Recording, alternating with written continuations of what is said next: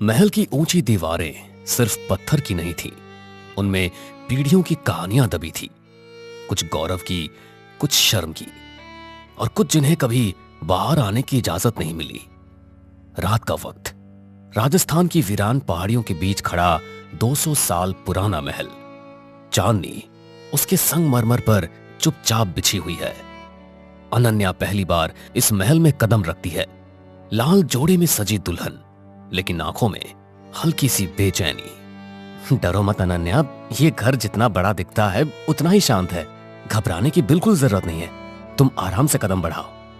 शांत जगहें कभी कभी ज्यादा बोलती हैं, बस आवाज सुनाई नहीं देती।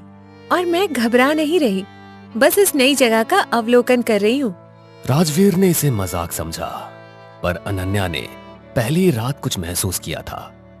महल में अजीब सी ठंडक थी, जो मौसम से नहीं, माहौल से आती है। मुख्य हॉल में राजमाता देवयानी बैठी है। सफेद साड़ी, तीखी आंखें। शाही खानदान में स्वागत है। यहाँ इज्जत सबसे ऊपर होती है और सवाल कम पूछे जाते हैं। इज्जत सवालों से नहीं गिरती, गलतियों से गिरती है। मैं सिर्फ सच जानना चाहूंगी। कमरे में सन्नाटा फैल गया। नई बहू ने पहली मुलाकात में ही सीधी रेखा खींच दी थी।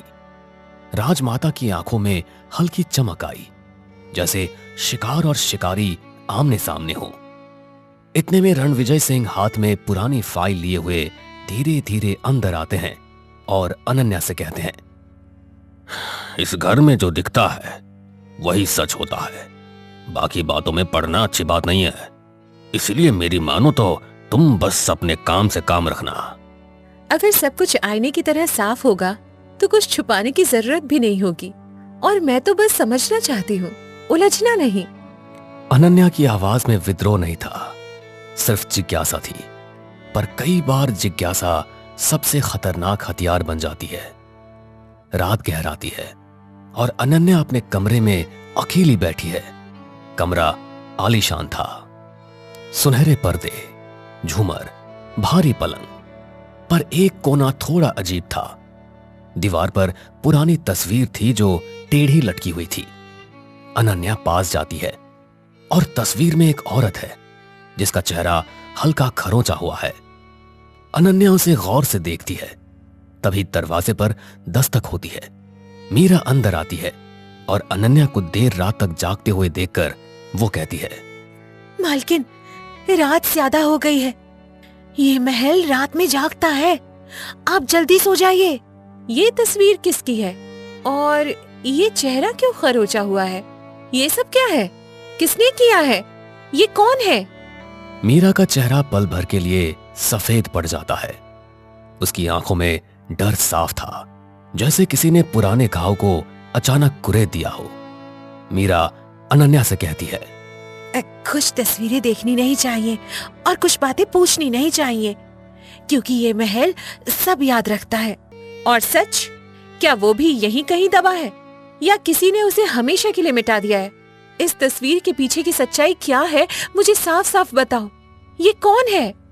बस धीरे से तस्वीर सीधी करके कमरे से बाहर चली जाती है। दरवाजा बंद होने की आवाज असामान्य रूप से भारी लगती है। अनन्या अपने कमरे में अकेली रह जाती है। बाहर हवाएं तेज हो गई है। महल की गलियों में सीटी जैसी आवाज गूंजती है, जैसे कोई फुसफुसा रहा हो। नई बहू को लगा ये घर सिर्फ पत्थरों से नहीं बना, यहां जरूर कोई बड़ा रहस्य दबा है। अचानक नीचे से तेज आवाज आती है, किसी चीज के गिरने की। अनन्या बाहर निकलती है। लंबा अंधेरा गलियारा और दीवारों पर पूर्वजों की तस्वीर लगी हुई है। नीचे हॉल में राजमाता और रणविजय खड़े हैं। एक पुराना संदूक खुला हुआ है। राजमाता कहती है, ये फाइल यहाँ कैसे आई? मैंने इसे बंद करवाया था। किसने छुआ इसे? घर में नया कोई आया है और नई आंखें ज्यादा देखती है। अनन्या सीढ़ियों से उतर के वहां आती है। संदूक के अंदर पुराने अखबार और एक तस्वीर झलकती है, उसी औरत की जिसका चेहरा खरोंचा गया था। अनन्या उस तस्वीर को देखते ही कहती है, शायद सच खुद बाहर आना चाहता है। कितने सालों से इसे दबाकर रखा है? किसका नाम मिटाया गया है? मुझे तो लगता है कि इस महल की दीवारें जितनी ऊंची हैं और किसी बड़े रहस्य की साजिश की शिकार हैं। सच क्या है, बताइए मुझे।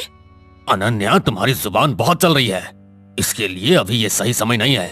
कुछ बातें बाद में समझ आती है। तुम जाओ यहां से। रणविजय की आवाज में घबराहट थी, जैसे वो कुछ जानता हो पर बोलने की हिम्मत नहीं कर पा रहा। अनन्या की बातों में कई सारे सवाल थे जो राजवीर और राजमाता की उलझनें बढ़ाने के लिए काफी थे। इस घर की इज्जत दांव पर है। पुरानी बातों को उठाना अच्छा नहीं होगा। वैसे भी तुम अभी नई नई इस घर में आई हो। तुम्हें इतना कुछ जानने की अभी कोई आवश्यकता नहीं। तुम अपने कमरे में जाओ। इज्जत सच से बनती है माँ जी, झूठ से नहीं। और अगर कुछ गलत हुआ है तो उसे छुपाने की क्या आवश्यकता है? जब सच सामने आएगा तभी तो उसका कुछ हल निकाला जा सकता है। अनन्या की बातों में निडरता थी। कमरे की हवा भारी हो गई। संदूक खुला हुआ था, फाइल आधी बाहर और सच बस एक कदम दूर। महल की दीवारें गूंज उठी, जैसे बरसों बाद किसी ने उनसे जवाब मांगा हो। तस्वीर का वो खरोंचा हुआ चेहरा सामने था। उसकी आंखें अब भी जैसे देख रही हों। शाही खानदान की चमक के पीछे एक साया खड़ा था और उस साये का नाम अभी किसी ने नहीं लिया था। महल की रातें लंबी होती है और लंबी रातों में सच अक्सर करवट बदलता है। संदूक बंद कर दिया गया था, पर सवाल अब खुल चुके थे। सुबह की हल्की धूप संगमरमर पर फैल रही है, पर महल के भीतर ठंडक वैसी ही है। अनन्या बालकनी में खड़ी है। राजवीर भी उसके बगल में खड़ा है। नीचे आंगन में राजमाता पूजा कर रही है। राजवीर अनन्या से कहता है, तुमने कल जो किया वो इस घर में कोई नहीं करता। अरे तुम्हें क्या जरूरत थी बीती बातों को उभारने की? कुछ बातें बस दबी रहने दी जाती है। दबी हुई चीजें सड़ने लगती हैं, फिर बदबू पूरे घर में फैलती है। मैं तो बस साफ हवा चलाने की कोशिश कर रही हूँ। राजवीर की आंखों में संघर्ष था। वो पत्नी का साथ देना चाहता था, पर खानदान की दीवारें उसके कंधों पर बोझ बनकर टिकी हुई थी। नीचे हॉल में रणविजय अखबार पढ़ रहे हैं, पर पन्ने पलट नहीं रहे। राजवीर, समझाओ अपनी पत्नी को, ये घर कोई अदालत नहीं है। पुराने मामलों को छेड़ना खतरनाक होता है। खतरनाक सच नहीं होता पापा, खतरनाक उसे छुपाना होता है। शायद बात साफ कर देना ही बेहतर हो। यह पहली बार था जब राजवीर ने पिता की आंखों में आंख डालकर जवाब दिया। महल की हवा हल्की सी बदल गई, जैसे किसी ने खिड़की खोल दी हो। अनन्या सीधे मीरा के कमरे की ओर जाती है। कमरा छोटा है, पर सलीके से सजा हुआ है। आप जानती हैं वो औरत कौन थी? तस्वीर में जो चेहरा खरोचा गया, कृपया सच बताइए, मैं चुप नहीं रहूंगी। मालकिन, सच भारी होता है, उठाने की ताकत होनी चाहिए। वो तस्वीर राजवीर की बड़ी बुआ की है। कमरे में सन्नाटा पसर गया। राजवीर की बड़ी बुआ, जिसका नाम कभी इस घर में नहीं लिया गया, जैसे वो कभी थी ही नहीं। उनका नाम क्यों मिटाया गया? चेहरा क्यों खरोचा? क्या उन्होंने कोई अपराध किया था, या उनका अपराध सिर्फ सच बोलना था? उन्होंने शादी से मना कर दिया था। वो किसी और से प्यार करती थी, खानदान की इज्जत के खिलाफ गई और फिर एक रात गायब हो गई। ये शब्द पत्थर की तरह गिरा। महल की दीवारें जैसे कांप उठी। इतिहास ने अपना पहला पन्ना खोला था। अनन्या की सांसें तेज हो जाती है। गायब मतलब उन्हें ढूंढा नहीं गया, या ढूंढने की कोशिश ही नहीं हुई? खोज का नाटक हुआ था, पर असल में राजमाता ने उनका नाम लेना बंद कर दिया और धीरे धीरे सबने भूलना सीख लिया। भूलना आसान नहीं होता, पर जब सत्ता तय करती है तो यादें भी डर जाती है। महल की नींव में शायद एक चीख दबी थी। उसी वक्त दरवाजा खुलता है। राजमाता खड़ी है। मीरा, तुम्हें काम पर ध्यान देना चाहिए। पुरानी बातें दोहराने से कोई वापस नहीं आता, पर सच्चाई वापस आ सकती है। और अगर वो जिंदा हो तो क्या आपने कभी सोचा? राजमाता की आंखों में पहली बार हल्की घबराहट चमकी, जैसे किसी ने बंद दरवाजे पर जोर से दस्तक दे दी हो। वो जिंदा नहीं है, उनका फैसला उनका था। घर छोड़ने की सजा घर से नाम मिट जाना होती है। सजा प्यार करने की या अपनी जिंदगी चुनने की? शब्द तीर की तरह निकले। राजमाता का चेहरा सख्त हो गया, पर उनकी उंगलियां कांप रही थी। सच कभी पूरी तरह मरता नहीं। तभी राजवीर अंदर आता है और कहता है, दादी, क्या बुआ सच में घर से भागी थी या उन्हें जाने पर मजबूर किया गया? सच क्या है, बताइए। बस इस घर में मेरी बात अंतिम है। कुछ सच घर तोड़ देते हैं और कुछ झूठ घर को अंदर से खोखला कर देते हैं। राजमाता की तेज तर्रार बातों से राजवीर ने यह महसूस किया कि उसकी चुप्पी अब टूटने लगी थी। इतने में रणविजय भी कमरे में आ जाते हैं और कहते हैं, सच इतना सरल नहीं है। उस रात एक हादसा हुआ था। झगड़ा काफी ज्यादा बढ़ गया था और वो सीढ़ियों से नीचे गिर गई थी। तो ये बात आज तक छुपाई क्यों? इसे हादसा क्यों नहीं बताया और नाम क्यों मिटाया? अनन्या के ताबड़तोड़ सवालों से कमरा भारी हो गया था। आज पहली बार आधा सच सामने था, पर आधा सच अक्सर पूरे झूठ से ज्यादा खतरनाक होता है। रणविजय जवाब देते हुए कहते हैं, वो गिरने से पहले चिल्ला रही थी और कह रही थी कि वो पुलिस के पास जाएगी और मेरे इस खानदान की सच्चाई उजागर करेंगी। और फिर क्या हो गया हादसा। इसमें किसी की कोई गलती नहीं है। अनन्या की रूह कांप उठी।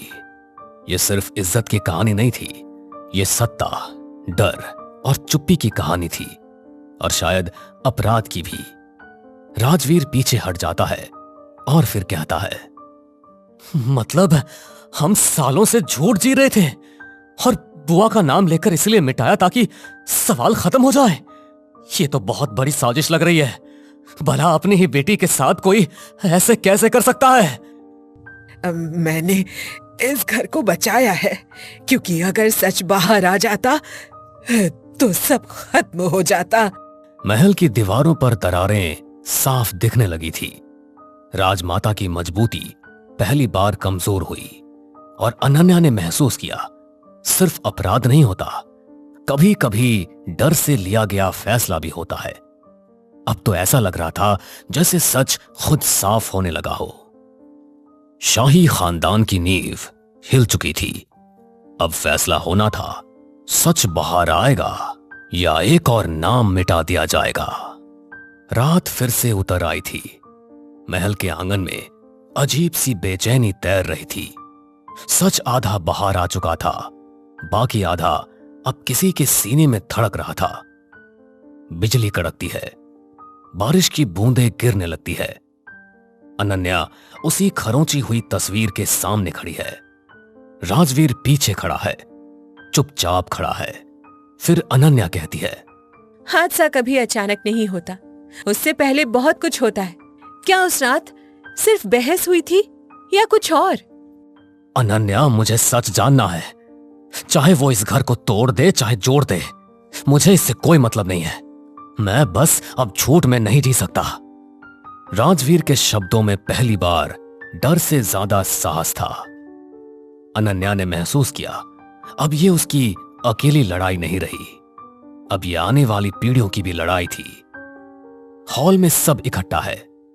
राजमाता कुर्सी पर बैठी है, चेहरा कठोर, और रणविजय खिड़की के पास खड़े हैं। आपने कहा वो सीढ़ियों से गिरी थी, पर गिरने से पहले वो पुलिस के पास जाने की बात क्यों कर रही थी? आखिर किस बात का पर्दाफाश करना चाहती थी? वो परिवार की संपत्ति के कागज देख चुकी थी। उन्हें पता चल गया था कि हिस्से में धोखा हुआ है। कमरे में जैसे किसी ने बम गिरा दिया हो। यह इज्जत का मामला नहीं था, यह तो लालच का मामला था, और लालच खून से भी ज्यादा गहरा दाग छोड़ता है। तभी राजवीर बोलता है, मतलब बुआ को उनका हक दिया ही नहीं गया, और जब उन्होंने आवाज उठाई तो उन्हें चुप करा दिया गया। ये कैसा न्याय है? चुप कराया नहीं, उन्हें समझाया गया था। पर वो घर की मर्यादा तोड़ना चाहती थी, इसलिए ऐसा हुआ।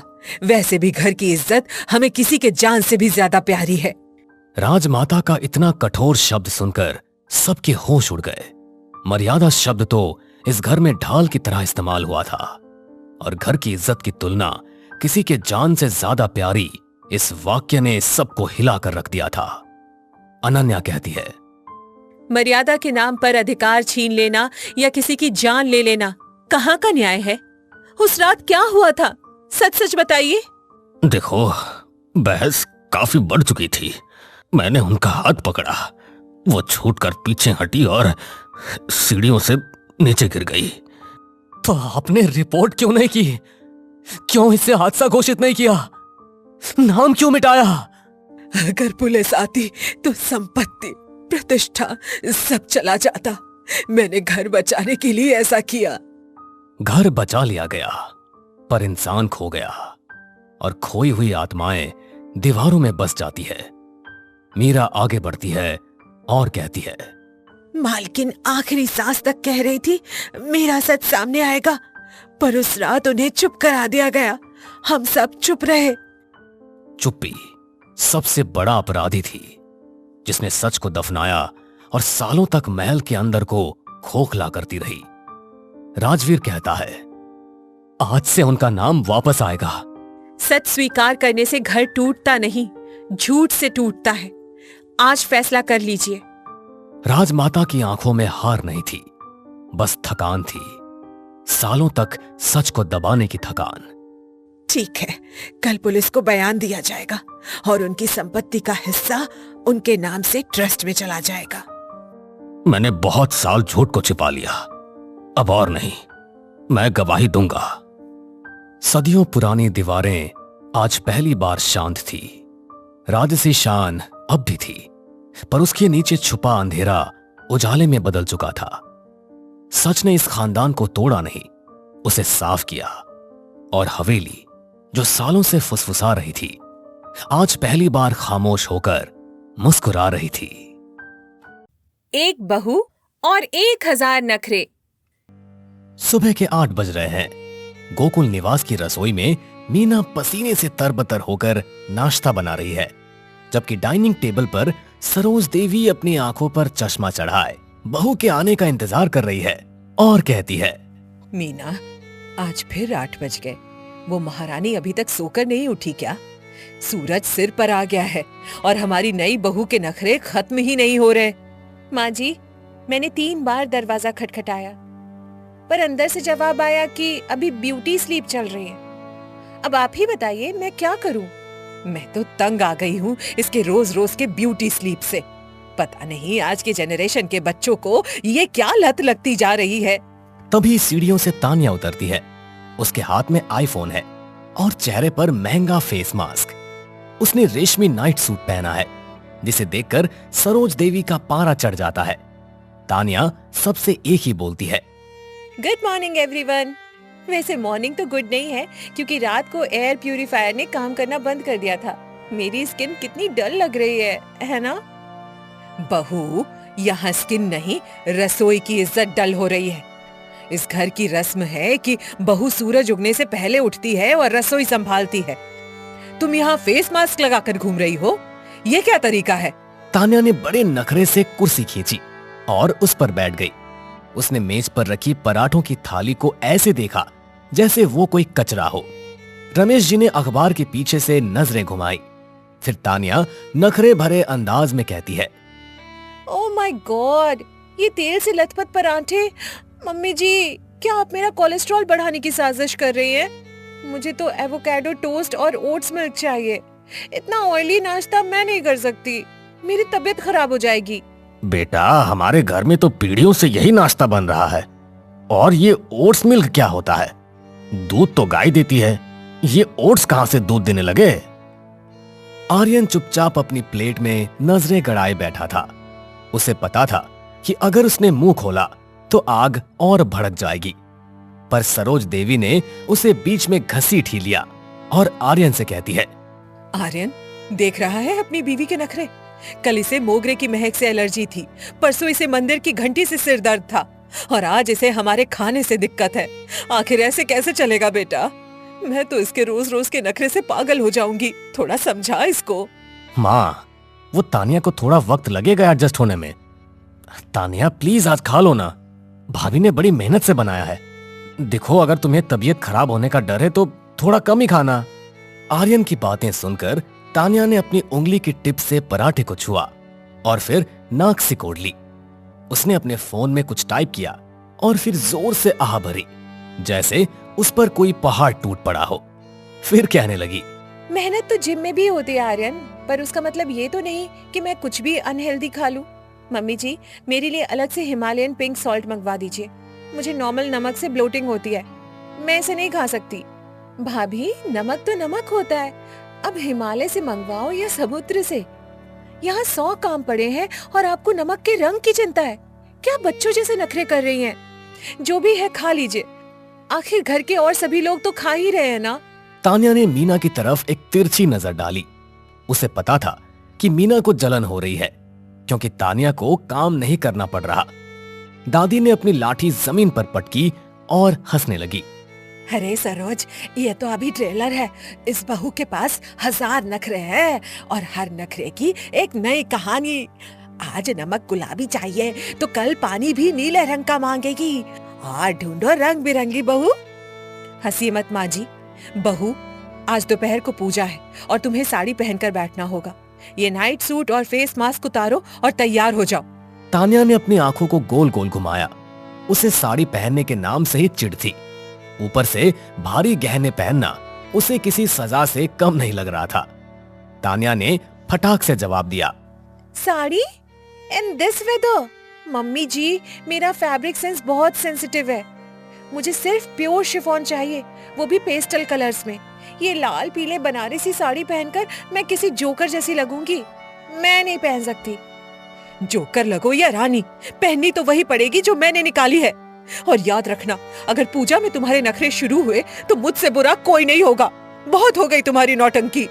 तानिया उठी और अपने कमरे की तरफ चल दी, पर जाते जाते उसने एक और बम फोड़ दिया। उसने मेज पर रखे पानी के गिलास को देखा और फिर उसे छोड़ दिया और पानी पर तंज कसते हुए बोली, वैसे मम्मी जी, क्या इस घर का पानी कॉपर चार्ज्ड है? अगर नहीं है तो मेरा डाइजेशन खराब हो सकता है। आर्यन, मेरे लिए मटके का नहीं, एल्कलाइन वाटर मंगा दो। आज से मैं वही पीऊंगी। तानिया, अब क्या पानी भी विदेश से मंगाओ? चुपचाप जो मिल रहा है पी लो, वरना माँ मुझे घर से निकाल देगी। सरोज देवी ने अपना सिर पकड़ लिया। उन्हें समझ नहीं आ रहा था कि वो इस नखरेबाज बहू को कैसे सुधारे। उधर रसोई में मीना बुदबुदा रही थी और तानिया अपने कमरे में जाकर अपनी सहेली को कॉल लगाने लगी और कॉल पर बात करते हुए कहती है, यार नेहा, ये घर है या कोई म्यूजियम? यहाँ तो लोग सांस भी पुराने जमाने के हिसाब से लेते हैं। मम्मी जी तो हिटलर की नानी है, हर चीज में डिसिप्लिन। मैं क्या करूं? मुझे कुछ समझ नहीं आ रहा। सुन रही हूँ मैं, जुबान बहुत चलती है तुम्हारी। काश कि तुम्हारा हाथ भी काम में इतना ही चलता। जल्दी तैयार होकर नीचे आओ। तानिया ने फोन रखा और आईने में खुद को देखा। उसने ठान लिया था कि वो सरोज देवी के अनुशासन को अपने नखरों से मात देकर रहेगी। गोकुल निवास की शांति अब पूरी तरह से खत्म हो चुकी थी। तानिया खुद से कहती है, देखते हैं मम्मी जी, आपकी जिद जीतती है या मेरे नखरे। आज की पूजा तो यादगार बनकर ही रहेगी। अभी क्या याद रखेंगी कि कैसी बहू से पाला पड़ा है। दोपहर के 12 बज चुके थे। पंडित जी आ गए थे और पूरा घर अगरबत्ती की खुशबू से महक रहा था। सरोज देवी ने सबको नीचे बुलाया, पर तानिया का कहीं पता ही नहीं था। आर्यन, अपनी बीवी को लेकर आ। पंडित जी मुहूर्त निकाल रहे हैं। अगर वो अब भी तैयार नहीं हुई है तो मैं खुद ऊपर जाकर उसे खींच के लाऊंगी। जल्दी जा। माँ, वो आ रही है, बस थोड़ा टचअप कर रही है। उसने कहा कि लाइटिंग के हिसाब से उसका मेकअप मैच नहीं कर रहा। तभी तानिया नीचे उतरी, पर उसे देखकर सबकी आंखें फटी की फटी रह गई। उसने साड़ी तो पहनी थी, पर उसके साथ उसने सनग्लासेस लगा रखे थे और हाथ में एक छोटा सा बिजली वाला पंखा ले रखा था। अरे, ये जजमान की पत्नी है या किसी फिल्म की शूटिंग से आई हीरोइन? अरे चश्मा उतारिए बहू, भगवान को तो कम से कम सीधा देखिए। सॉरी पंडित जी, ये यूवी रेज बहुत तेज है और मुझे माइग्रेन हो सकता है। और मम्मी जी, इस पंखे के बिना मैं एक सेकंड नहीं बैठ सकती, मुझे गर्मी से एलर्जी है। सरोज देवी का चेहरा गुस्से से काला पड़ गया। उन्हें लगा कि उनके खानदान की नाक कट रही है। रमेश जी ने अपनी हंसी रोकने के लिए अखबार से अपना मुंह पूरी तरह ढक लिया। तान्या, ये तमाशा बंद करो और चुपचाप यहाँ बैठो। ये पंखा और चश्मा अभी इसी वक्त हटाओ, वरना मैं भूल जाऊंगी कि तुम इस घर की बहू हो। बहुत हो गया तुम्हारा नाटक। मम्मी जी, रूल्स तो रूल्स होते हैं, पर हेल्थ इज वेल्थ। अगर मैं बेहोश हो गई तो पूजा अधूरी रह जाएगी। फिर मत कहिएगा कि मैंने नखरे किए। मैं कह रही हूँ, जब मुझे दिक्कत है तो आप क्यों नहीं समझ रही हैं? दादी ने ताली बजाई और खिलखिलाकर हंसने लगी। गोकुल निवास में आज परंपरा और नखरों के बीच एक ऐसा दंगल शुरू हुआ था जिसका अंत किसी को पता नहीं था। फिर दादी कहती है, वाह रे मेरी बहू, 1000 नखरे और एक अकेली सास। सरोज, आज तो तू हार गई।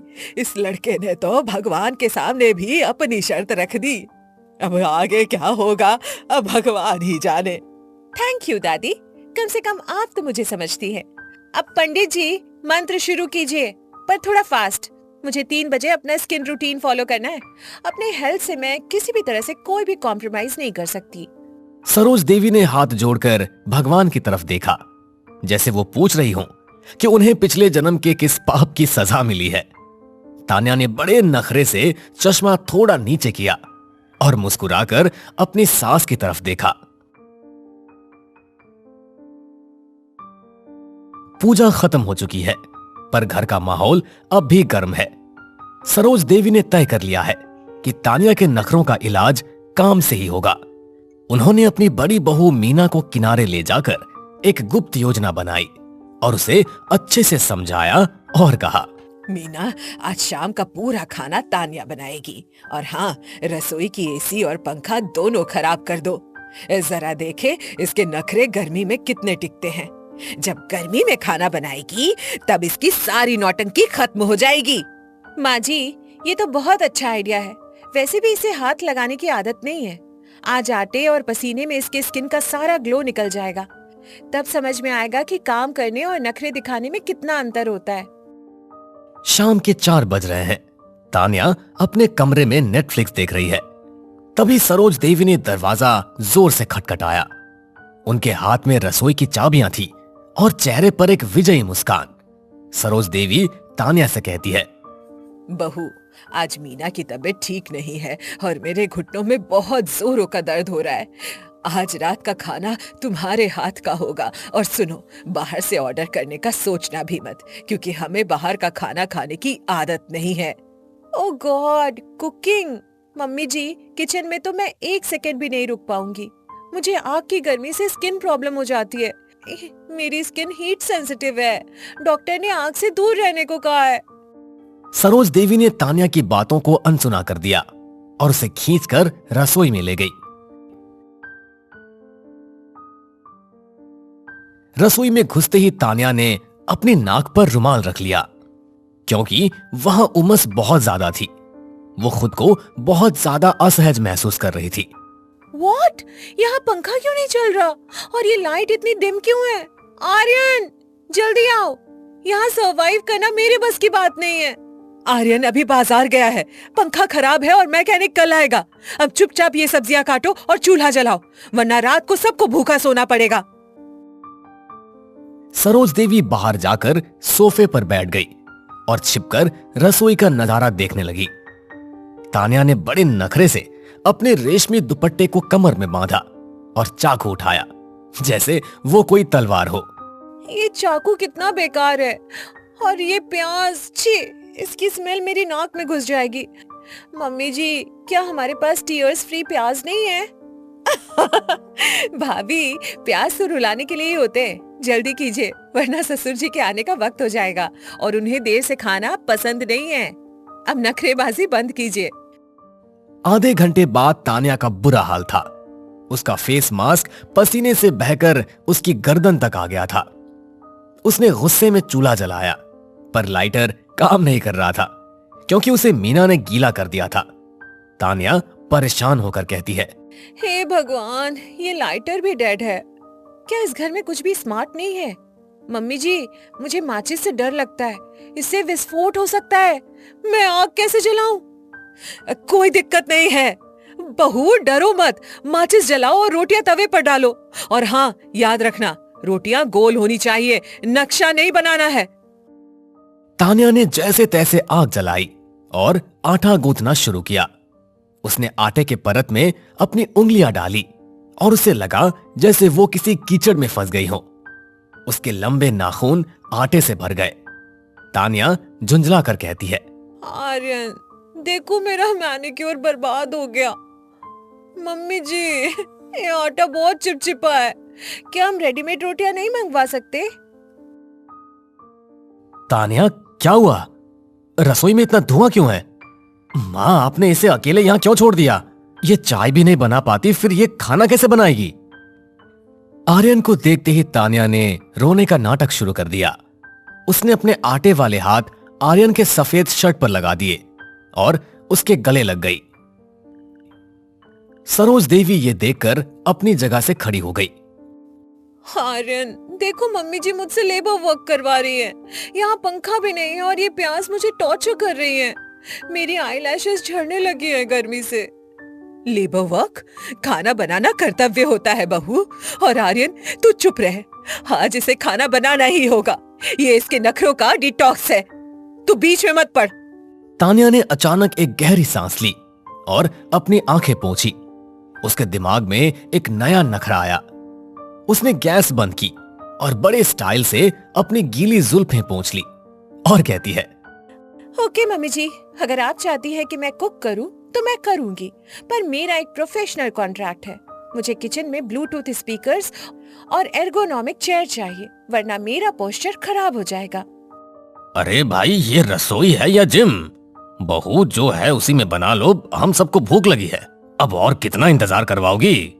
पापा जी, बिना म्यूजिक के मेरी पॉजिटिव एनर्जी खाने में नहीं जाएगी, और अगर खाना नेगेटिव बना तो आप सबको फूड पॉइजनिंग हो सकती है। चॉइस आपकी है, जैसा कहें। दादी अपनी व्हील चेयर पर रसोई तक आई और तान्या के आटे वाले चेहरे को देखकर जोर से ठहाका लगाया। उन्हें तान्या के पलटवार में बड़ा मजा आ रहा था। दादी बोली, सरोज, हार मान ले। तेरी बहू ने हेल्थ और हाइजीन का ऐसा खेला खेला है कि तू कुछ नहीं बोल पाएगी। चल बहू, तू बाहर जा। आज मैं सबको अपनी पसंद का पकौड़ा बनाकर खिलाऊंगी। नहीं माँ जी, आज तो ये बनाकर ही रहेगी। तान्या, जाओ और रोटियां बनाओ, वरना मैं तुम्हारा ये फोन 7 दिन के लिए जब्त कर लूंगी। तान्या का चेहरा उतर गया। फोन जब्त होने की बात सुनकर उसने तुरंत बेलन उठाया। उसने पहली रोटी बेली, ऑस्ट्रेलिया के नक्शे जैसी बनी थी। उसने उसे तवे पर डाला और जानबूझकर उसे जलने दिया। ओप्स, ये तो चारकोल फ्लेवर्ड रोटी बन गई। मम्मी जी, आजकल ये बहुत ट्रेंड में है, बॉडी को डिटॉक्स करता है। आप पहली रोटी खाएंगी? आपको अच्छी लगेगी। ये रोटी है या कोयला? तान्या, तुम जानबूझकर ये सब कर रही हो? मीना, जरा चखो तो ये इसने क्या बनाया है। माँ जी, दाल में नमक की जगह इसने पिसी हुई चीनी डाल दी है। ये कह रही है इसे खट्टा मीठा गुजराती टच दे रही है। पूरा घर तान्या के इस कुकिंग एक्सपेरिमेंट से दहल गया। सरोज देवी समझ गई कि तान्या को काम सिखाना यानी अपने ही पैरों पर कुल्हाड़ी मारना है। तान्या ने बड़े नखरे से अपना हाथ धोया और लोशन लगाने लगी। सॉरी मम्मी जी, मेरी क्रिएटिविटी शायद आप लोगों के टेस्ट से मैच नहीं करती। अब मैं जा रही हूँ अपना फेस वॉश करने, बहुत टैनिंग हो गई है। ओह गॉड। जा, चली जा। मीना, तू ही बना खाना। इस लड़की के 1000 नखरे सहना आसान नहीं है, पर इसके हाथ का खाना खाना मौत को दावत देना है। तान्या मुस्कुराती हुई अपने कमरे की तरफ चली गई और आर्यन को आंख मार दी। आर्यन ने राहत की सांस ली। सरोज देवी रसोई की चौखट पर माथा पकड़कर बैठ गई, जबकि दादी और रमेश जी दबे पांव हंस रहे थे। अरे नैना, इस कटोरी में क्या लेकर आई हो? आज कुछ घर में नया बना है क्या? नहीं नहीं, कुछ नहीं, बस ये थोड़ा सा अचार था। अच्छा अच्छा, वैसे भी खुशबू तो काफी अच्छी आ रही है। रुको मैं जरा चख कर देखता हूँ। हाँ क्यों नहीं, खाकर देखो ना। रोटी और दाल के साथ मिलाकर खाना और ज्यादा टेस्टी लगेगा। हाँ, सच में काफी ज्यादा टेस्टी लग रहा है। वैसे कहाँ से खरीद कर लाई हो इसे? अरे आप तो कुछ भी बोलते रहते हो, हर चीज खरीदने की थोड़ी होती है। इसे तो मैंने अपने हाथों से आपके लिए बनाया था। ओह अच्छा, सच में काफी ज्यादा टेस्टी है। क्या बात है, तुम इतना टेस्टी अचार भी बनाती हो, मुझे तो आज ही पता चला। शुक्रिया जी, जो आपने मेरा अचार पसंद कर लिया। अच्छा सुनो नैना, मैं कह रहा था कि कल मेरा दोस्त नीलेश आने वाला है, तो उसके लिए खाने पीने का इंतजाम पहले से कर लेना। ठीक है जी। अगले दिन शैलेश रास्ते से ही नीलेश को लेकर घर आता है। चल यार कुछ खा पी लेते, फिर आराम से बातें कर लेंगे। हाँ क्यों नहीं। अरे नैना, टेबल पर खाना ले आओ। ठीक है जी, अभी लाई। और बता यार, भाभी ठीक है ना? हाँ सब ठीक है। और तू बता, तेरा बिजनेस कैसा चल रहा है? बढ़िया चल रहा है यार, बस खाने पीने के प्रोडक्ट्स की शुरुआत की, देखते क्या रिस्पॉन्स आता है। ये लीजिए, और हाँ मैं आपका पसंदीदा अचार भी लेकर आई हूँ। भैया आप भी लेंगे क्या? हाँ क्यों नहीं, बिल्कुल। अगर ये अचार शैलेश का पसंदीदा है तो एक बार मैं भी इसे चखकर जरूर देखूंगा। हाँ क्यों नहीं, लीजिए ना, मैं आपकी प्लेट में परोस देती हूँ। अरे वाह भाभी, ये तो सच में बहुत ही ज्यादा टेस्टी अचार है। क्या बात है, आपके हाथों में तो जादू है। शुक्रिया भैया। इस तरह से नीलेश को अब अचार की आदत पड़ गई थी, इसलिए वो शैलेश के घर अक्सर आया जाया करता था। एक बार जब नैना के पास अचार नहीं होता तो नीलेश उसे अचार का सारा सामान ला कर दे देता और अचार बनाने को बोलता। कुछ दिन बाद जब वो वापस अचार के लिए आता है तब भाभी आपका अचार भी ले आना, अब बड़े दिन हो गए मैंने आपके अचार को नहीं चखा। आज तो मैं आपका अचार चख कर ही जाऊंगा। जी वो लेकर ही आ रही थी। वैसे आज मैंने अचार से ज्यादा टेस्टी कुछ बनाया है। आज मटर पनीर की सब्जी और पूरी बनी है, तो अचार को छोड़िए ना, इसे खाइए। नहीं भाभी, ये सब तो मैं रोज घर में खाता हूँ, पर जो आपका अचार है उसकी बात ही अलग है। मुझे आपका अचार ही खाना है, वो बड़ा ही अच्छा लगता है। अरे यार, नीलेश जी ने मुझे तो फंसा ही दिया। अब क्या करूं, अब मेरा वाला अचार देना ही पड़ेगा। अरे क्या हुआ भाभी जी, जल्दी करो ना, मुझे आपके अचार की तलब हो रही है। इस तरह से नैना ने नीलेश को अपना अचार लाकर दे दिया, लेकिन ये वाला अचार एकदम घटिया था, जिसकी वजह से नीलेश ने उसकी बुराई कर डाली। अपनी बुराई सुनकर नैना शर्मिंदा हो गई और उसने सच बता दिया। सॉरी जी, मैंने आप दोनों से झूठ बोला था कि वो पहले वाले अचार मैंने बनाए थे। दरअसल इस बार का अचार मैंने बनाया था, इसलिए आपको बिल्कुल पसंद नहीं आया। सच कहूँ तो मुझे अचार बनाने ही नहीं आता। नैना की बात सुनकर शैलेश और नीलेश को बुरा लगा। अगर पहले के अचार नैना ने नहीं बनाए थे तो किसने बनाए थे? क्या नीलेश ने अचार बनाने वाले के बारे में जानने की कोशिश की? किस तरह उन अचार बनाने वाले का जीवन नीलेश के बिजनेस का हिस्सा बन गया? आखिर कैसे एक गरीब का परिवार आम की गुठली, छिलके और शहद और आम के पन्ने से भरपूर अचार के बिजनेस से खुद का पक्का घर बना लेता है? आज की कहानी काफी इंटरेस्टिंग होने वाली है, इसलिए इस कहानी को शुरू से आखिर तक जरूर देखें। तो चलिए इस कहानी को समझने के लिए फ्लैशबैक में चलते हैं। अरे सुमित्रा, मैं जरा इसी गांव में पच्छम के घर जा रहा हूँ, थोड़ी देर से आ जाऊंगा, जब तक तू अपना घर का काम कर ले। अच्छा, कोई काम था क्या? हाँ, वो खेत में बीज का पता करने जा रहा था। पिछली बार उनकी फसल बहुत अच्छी हुई थी, तो हम भी इस बार उन्हीं के बीज बोएंगे। जरा बीज के बारे में ही पता करने जा रहा था मैं। ठीक है जी, आप जाओ, और हाँ जल्दी आ जाना, कहीं पूरा दिन वहीं पर मत बिता देना।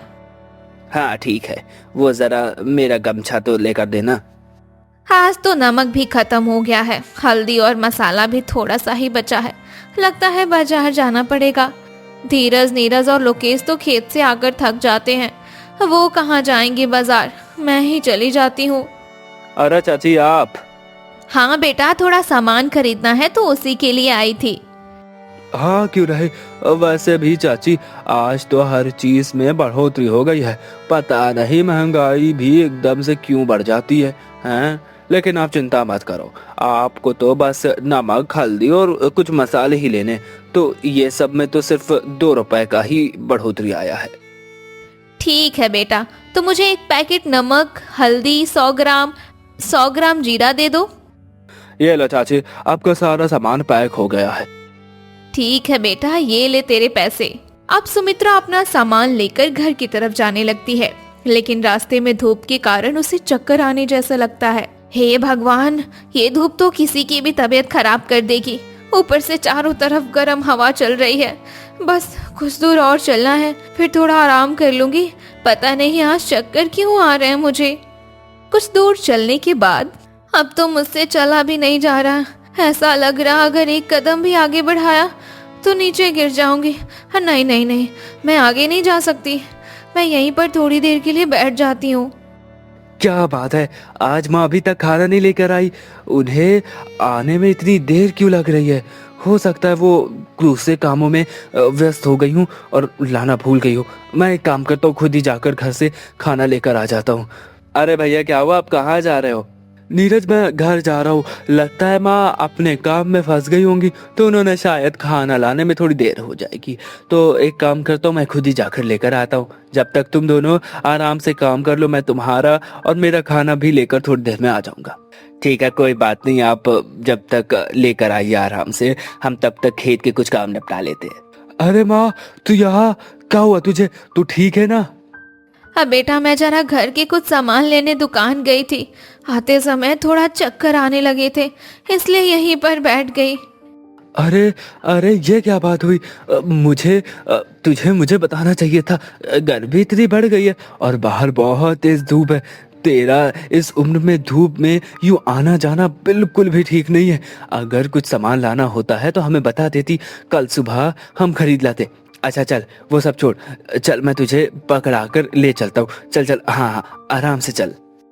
माँ को घर छोड़ने के बाद धीरज खाना लेकर खेत पहुँचता है। अगले दिन से सभी भाई माँ को आराम देने के लिए खुद ही खाना बनाने लगे। लेकिन अगले दिन जब सुमित्रा घर के बाहर झाड़ू लगा रही थी, तभी अचानक नीचे गिर गई। कई घंटों तक वो नीचे ही पड़ी रही। अब उसके तीनों बेटे वहाँ पहुँचे तो दौड़कर उसके पास गए। हे भगवान, ये माँ को क्या हो गया? माँ यहाँ पर क्यों गिरी पड़ी है? माँ उठो माँ, क्या हुआ माँ? लगता है माँ को चक्कर आ गया। रुको भैया, मैं अभी पानी लेकर आता हूँ। माँ कुछ तो बोलो, क्या हुआ है तुझे? नहीं, ये नहीं हो सकता। क्या हुआ भैया? क्या नहीं हो सकता? लोकेश, माँ अब इस दुनिया में नहीं रही।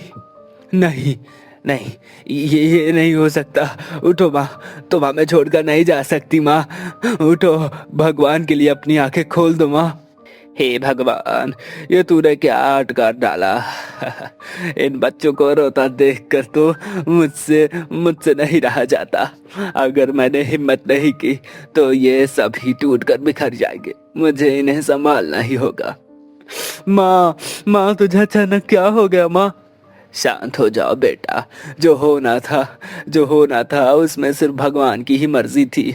अब होनी को कौन टाल सकता है? तुम सबको हिम्मत करनी होगी।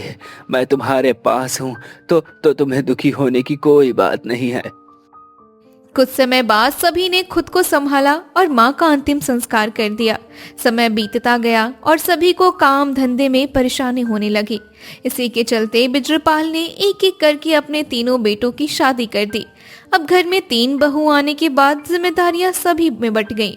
एक दिन वो तीनों लकड़ियां लेने पास के ही बगीचे में जाती हैं। अरे वाह, यहाँ तो छाँव में कितनी अच्छी हवा चल रही है। कुछ देर इस पेड़ के नीचे बैठ लेते हैं, फिर लकड़ियां काट कर लेकर घर जाएंगे। वैसे दीदी, हमारे घर में सासू माँ के ना होने से कितना सूना लगता है ना। हाँ, सो तो है।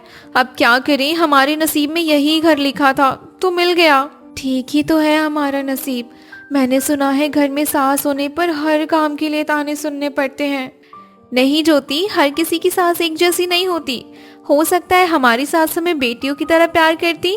अरे ये देखो दीदी, ये तो आम गिर रहे हैं। लगता है हवा की वजह से इस आम के पेड़ से आम गिरने लगे हैं। हाँ, जरा इन्हें उठाकर तो ला। चल एक एक करके चक्कर देखते हैं। आम तो अच्छे लग रहे हैं। तू भी खाना, फिर बाकी के आम घर ही ले चलते हैं। अगले दिन गांव में खबर फैली कि एक आदमी गर्मी की लू से मर गया। ये सुनकर देवरानी और जेठानी को अपने पति की चिंता होने लगी। हे भगवान, न जाने उस बेचारी की पत्नी का क्या हाल होगा। दीदी, कहीं हमारी सासू माँ को भी तो लू नहीं लग गई थी ना? हाँ, हो भी सकता है, लेकिन अब से हमें खुद और अपने परिवार का ख्याल रखना होगा। हाँ ज्योति, तू ठीक कहती है। मेरे मन में ना एक ख्याल आया है। जो आम कल हम लेकर आए थे ना, उसका पन्ना बना लेते हैं और खेत पर जाते समय हम उन्हें दे देंगे। सुना है आम का पन्ना लू लगने से बचाव करता है। हाँ दीदी, आपने सही कहा, इससे हमारी पतियों को लू भी नहीं लगेगी। ये खेतों की एक ही प्रकार की सब्जी खा खाकर तो मेरा मन ही उग गया है। अब क्या करें दीदी, हमें जो मिलता है बनाने को उसे ही बना लेते हैं। कोई बात नहीं ज्योति, अब हमारी घर की हालत वैसी नहीं है कि रोज बाजार से तरह तरह की चीजें मिल सके। हमारे आने से थोड़ा खर्चा भी तो बढ़ गया ना, तो हमें अपने पतियों की हालत को सोचकर घर में जो भी है रूखा सूखा उसी में संतुष्ट रहना होगा। ठीक कहती हो दीदी, वैसे भी पेट ही तो भरना है, इसमें क्या बहस करनी। हम सभी अपने मन को समझा ही लेंगे। अच्छा सुनो, घर में कुछ आम है ना, उनकी चटनी बना लेते हैं, हो सकता है थोड़ा मन बदल जाए। ठीक है दीदी, आप लोग खाना निकालो, मैं अभी चटनी पीस कर लाती हूँ, फिर हम एक साथ मिलकर खाएंगे। अरे वाह, ये तो बड़ी ही स्वादिष्ट चटनी बनी है। हाँ दीदी, कहा हम एक ही सब्जी से बोर हो गए थे, इस चटनी ने तो हमें अलग ही स्वाद चखा दिया। हाँ सही है, अब तो आम का सीजन भी चल रहा है, तो बाजार में आम सस्ते भी मिल रहे होंगे।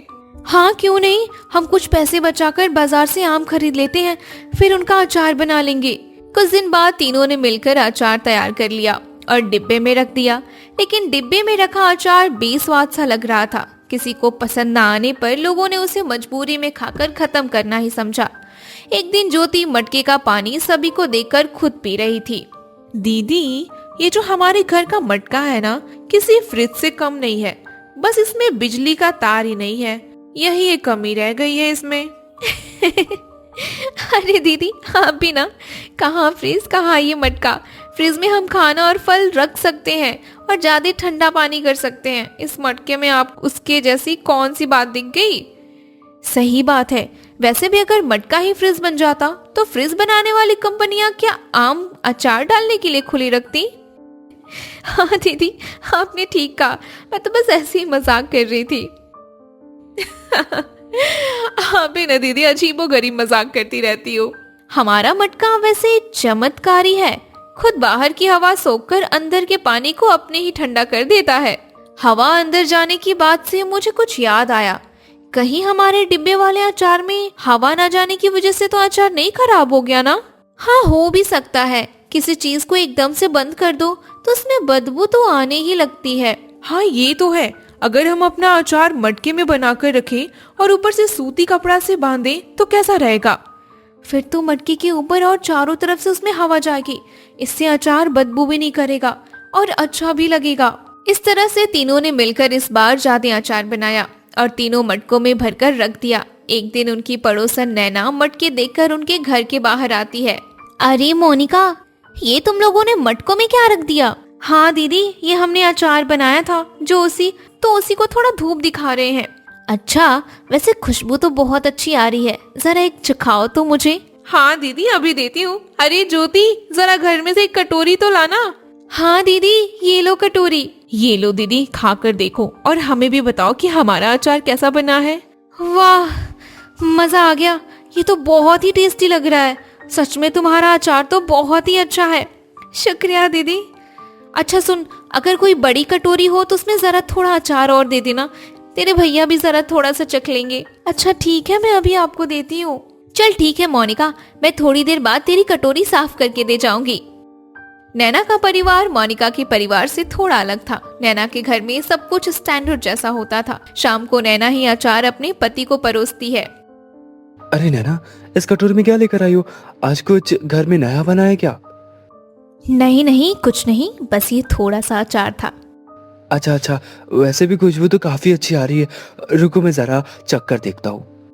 हाँ क्यों नहीं, खाकर देखो ना, रोटी और दाल के साथ मिलाकर खाना और ज्यादा टेस्टी लगेगा। हाँ सच में काफी ज्यादा टेस्टी लग रहा है। वैसे कहाँ से खरीद कर लाई हो इसे? अरे आप तो कुछ भी बोलते रहते हो, हर चीज खरीदने की थोड़ी होती है। इसे तो मैंने अपने हाथों से आपके लिए बनाया था। ओह अच्छा, सच में काफी ज्यादा टेस्टी है। क्या बात है, तुम इतना टेस्टी अचार भी बनाती हो, मुझे तो आज ही पता चला। शुक्रिया जी, जो आपने मेरा अचार पसंद कर लिया। अच्छा सुनो नैना, मैं कह रहा था कि कल मेरा दोस्त नीलेश आने वाला है, तो उसके लिए खाने पीने का इंतजाम पहले से कर लेना। ठीक है जी। अगले दिन शैलेश रास्ते से ही नीलेश को लेकर घर आता है। चल यार कुछ खा पी लेते, फिर आराम से बातें कर लेंगे। हाँ क्यों नहीं। अरे नैना, टेबल पर खाना ले आओ। ठीक है जी, अभी लाई। और बता यार, भाभी ठीक है ना? हाँ सब ठीक है। और तू बता, तेरा बिजनेस कैसा चल रहा है? बढ़िया चल रहा है यार, बस खाने पीने के प्रोडक्ट्स की शुरुआत की, देखते क्या रिस्पॉन्स आता है। ये लीजिए, और हाँ, मैं आपका पसंदीदा अचार भी लेकर आई हूँ। भैया आप भी लेंगे क्या? हाँ क्यों नहीं, बिल्कुल। अगर ये अचार शैलेश का पसंदीदा है तो एक बार मैं भी इसे चखकर जरूर देखूंगा। हाँ क्यों नहीं, लीजिए ना, मैं आपकी प्लेट में परोस देती हूँ। अरे वाह भाभी, ये तो सच में बहुत ही ज्यादा टेस्टी अचार है। क्या बात है, आपके हाथों में तो जादू है। शुक्रिया भैया। इस तरह से नीलेश को अब अचार की आदत पड़ गई थी, इसलिए वो शैलेश के घर अक्सर आया जाया करता था। एक बार जब नैना के पास अचार नहीं होता तो नीलेश उसे अचार का सारा सामान ला कर दे देता और अचार बनाने को बोलता। कुछ दिन बाद जब वो वापस अचार के लिए आता है तब भाभी आपका अचार भी ले आना, अब बड़े दिन हो गए मैंने आपके अचार को नहीं चखा। आज तो मैं आपका अचार चक्कर ही जाऊंगा। जी, वो लेकर ही आ रही थी। वैसे आज मैंने अचार से ज्यादा टेस्टी कुछ बनाया है। आज मटर पनीर की सब्जी और पूरी बनी है, तो अचार को छोड़िए ना, इसे खाइए। नहीं भाभी, ये सब तो मैं रोज घर में खाता हूँ, पर जो आपका अचार है उसकी बात ही अलग है। मुझे आपका अचार ही खाना है, वो बड़ा ही अच्छा लगता है। अरे यार, नीलेश जी ने मुझे तो फंसा ही दिया। अब क्या करूं? अब मेरा वाला अचार देना ही पड़ेगा। अरे क्या हुआ भाभी जी, जल्दी करो ना, मुझे आपके अचार की तलब हो रही है। इस तरह से नैना ने नीलेश को अपना अचार लाकर दे दिया, लेकिन ये वाला अचार एकदम घटिया था, जिसकी वजह से नीलेश ने उसकी बुराई कर डाली। अपनी बुराई सुनकर नैना शर्मिंदा हो गई और उसने सच बता दिया। सॉरी जी, मैंने आप दोनों से झूठ बोला था कि वो पहले वाले अचार मैंने बनाए थे। दरअसल इस बार का अचार मैंने बनाया था, इसलिए आपको बिल्कुल पसंद नहीं आया। सच कहूँ तो मुझे अचार बनाने ही नहीं आता। उधर देवरानी और जेठानी अपने पहले अचार से बोर होकर कुछ अलग ही सोच रही थी। मैं सोच रही थी कि हम अपने अचार में कुछ और नयापन लाएं क्या? क्या मतलब दीदी? मतलब कि जो हम बनाते हैं वैसा अचार तो हर कोई बना लेता है।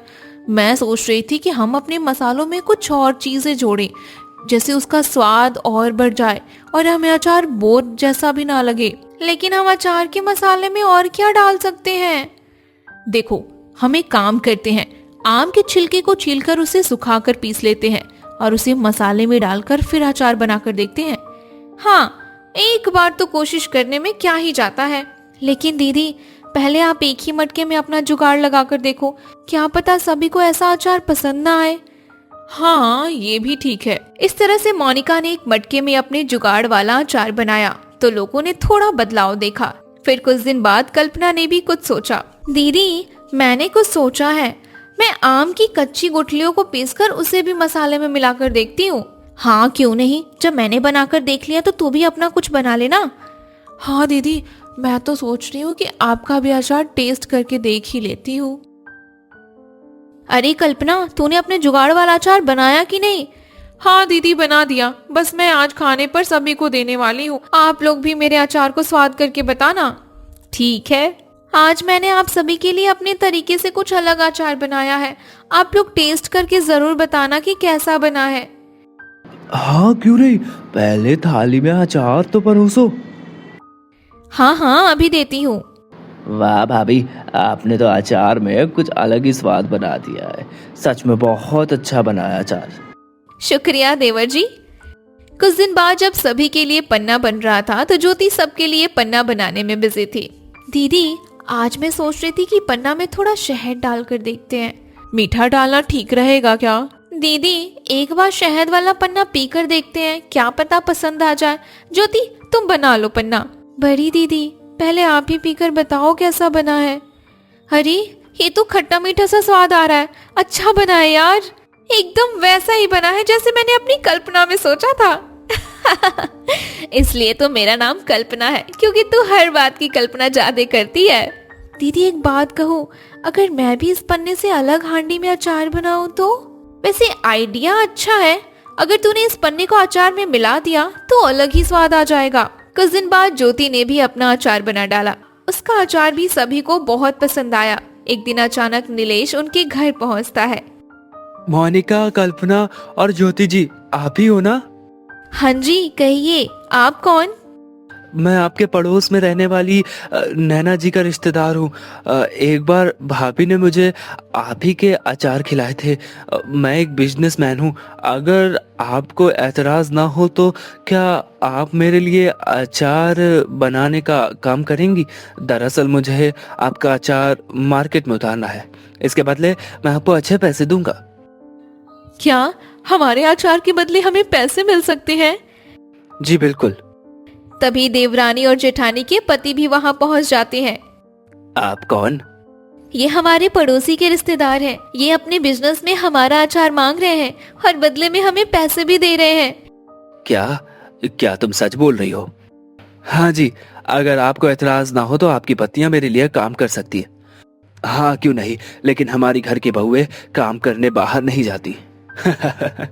अरे कोई बात नहीं, आप परेशान न होइए।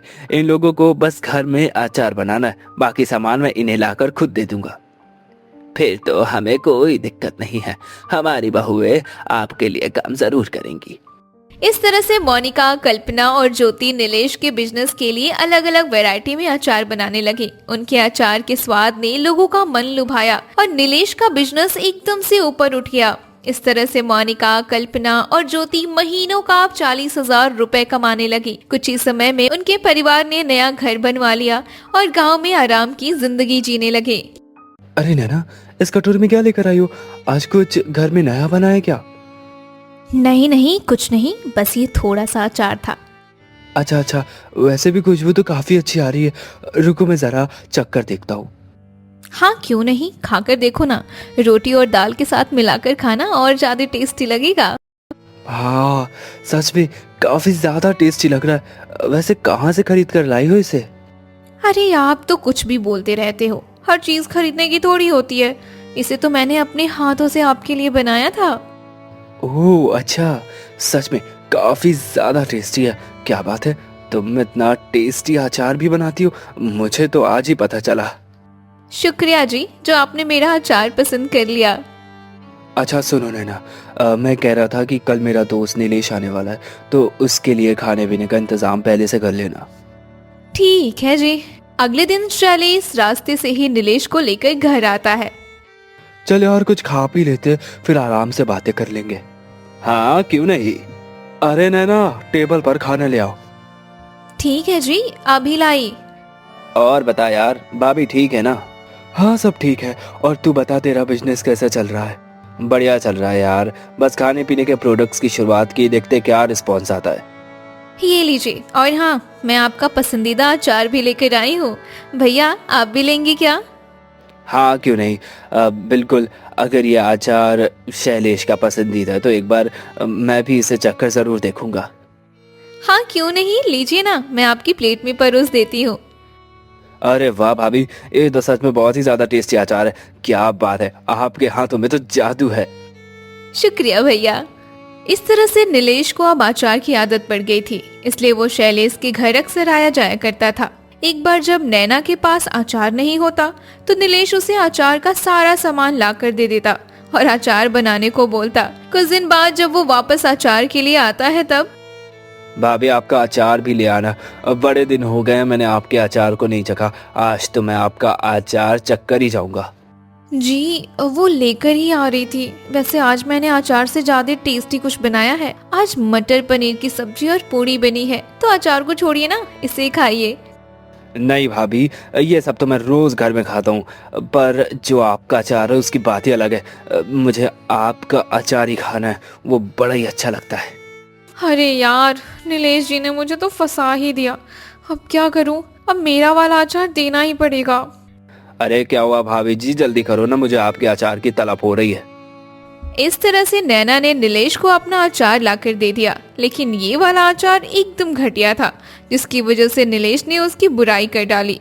अपनी बुराई सुनकर नैना शर्मिंदा हो गई और उसने सच बता दिया। सॉरी जी, मैंने आप दोनों से झूठ बोला था कि वो पहले वाले अचार मैंने बनाए थे। दरअसल इस बार का अचार मैंने बनाया था, इसलिए आपको बिल्कुल पसंद नहीं आया। सच कहूँ तो मुझे अचार बनाने ही नहीं आता। नैना की बात सुनकर शैलेश और नीलेश को बुरा लगा। अगर पहले के अचार नैना ने नहीं बनाए थे तो किसने बनाए थे? क्या नीलेश ने अचार बनाने वाले के बारे में जानने की कोशिश की? किस तरह उन अचार बनाने वाले का जीवन नीलेश के बिजनेस का हिस्सा बन गया? आखिर कैसे एक गरीब का परिवार आम की गुठली, छिलके और शहद और आम के पन्ने से भरपूर अचार के बिजनेस से खुद का पक्का घर बना लेता है? आज की कहानी काफी इंटरेस्टिंग होने वाली है, इसलिए इस कहानी को शुरू से आखिर तक जरूर देखें। तो चलिए इस कहानी को समझने के लिए फ्लैशबैक में चलते हैं। अरे सुमित्रा, मैं जरा इसी गांव में पच्छम के घर जा रहा हूँ, थोड़ी देर से आ जाऊंगा, जब तक तू अपना घर का काम कर ले। अच्छा, कोई काम था क्या? हाँ, वो खेत में बीज का पता करने जा रहा था। पिछली बार उनकी फसल बहुत अच्छी हुई थी, तो हम भी इस बार उन्हीं के बीज बोएंगे। जरा बीज के बारे में ही पता करने जा रहा था मैं। ठीक है जी, आप जाओ और हाँ जल्दी आ जाना, कहीं पूरा दिन वहीं पर मत बिता देना। हाँ ठीक है, वो जरा मेरा गमछा तो लेकर देना। आज तो नमक भी खत्म हो गया है, हल्दी और मसाला भी थोड़ा सा ही बचा है। लगता है बाजार जाना पड़ेगा।